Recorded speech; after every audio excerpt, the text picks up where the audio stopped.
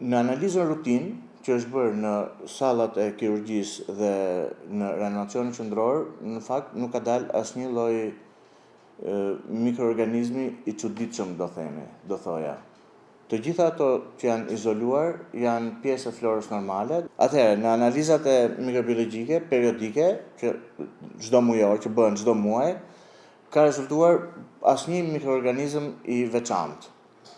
Stafilokoku është pjesë e florës normale, qoftë ai i artë ose ai i aureus, ose me koagulaz negativ.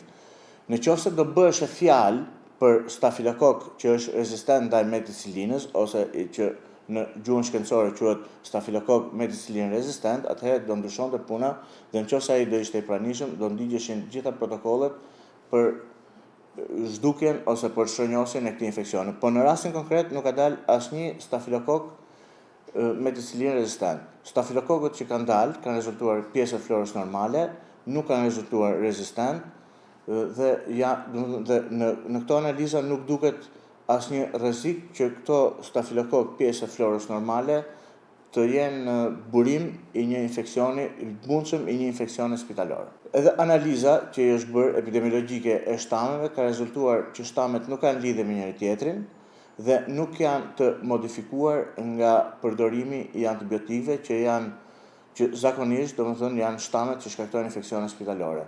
Pra, janë shtame të egër. Me shtame të egër nuk kuptohet që shtamet janë natyrale, që shtamet janë në natyrën e vet.